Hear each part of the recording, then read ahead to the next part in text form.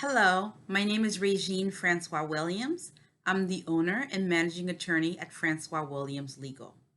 Which is best for you, a will or a trust? And the answer is it depends. Let me first introduce you to the differences between a will or a trust. A will, also known as the last will and testament, is the cornerstone of a good estate plan. In a will, you can identify certain agents to take care of your assets and or your loved ones after passing. For example, a will generally will appoint a personal representative or an executor.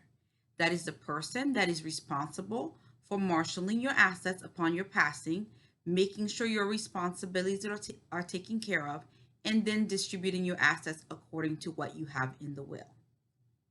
The other person you may identify in a will, if you have minor children, is a guardian. That would be the person that would be taking care of the child on a day-to-day basis.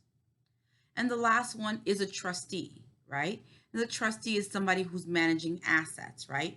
And for children, generally, there's a trust because people under the age of 18 generally cannot inherit, right? So then you would have a trustee to manage those assets until whatever age you determine. A will is a great instrument to ensure that there's no confusion, that your desires are carried out according to what you want, and they are clear to your family and your loved ones. What is a trust? A trust is an agreement, generally an agreement between, and it starts out with yourself as the grantor and a trustee who is managing the assets for the beneficiaries or your loved ones, right? And so, as the grantor, and I'll define those terms, the grantor is the person that's starting the trust, okay? The trustee is the person that's managing the assets during the life, right?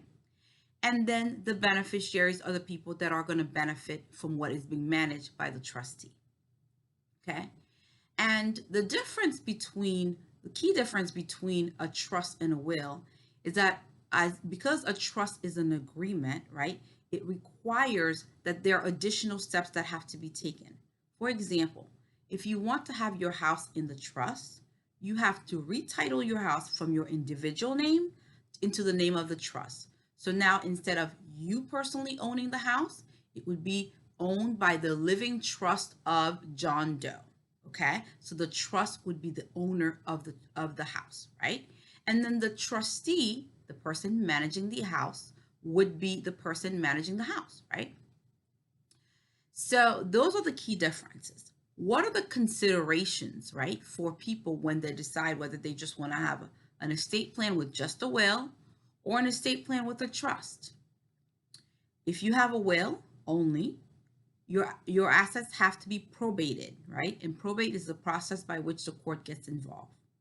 Generally, if you have a trust, you do not have to go through the court process of probate.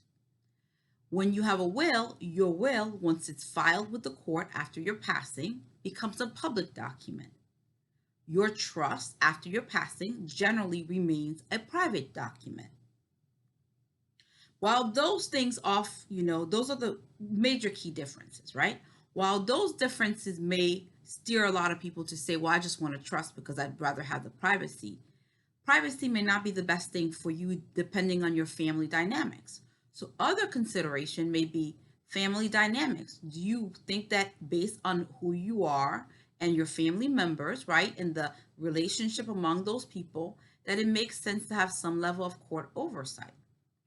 Also, if you don't have a whole lot of assets to pass on, does it make sense to spend the additional cost in creating a trust in order to pass on assets that are not great in numbers, right? And at times, with a trust, we can do more complex tax planning, which is not available in a will. And so if your situation does not dictate that, does it make sense for you to do a trust? So the answer is which is best for you, and it really depends on your individualized circumstance. And so as an attorney licensed in Maryland, the District of Columbia in Florida, when clients come to me, I first ask them what are their goals, right?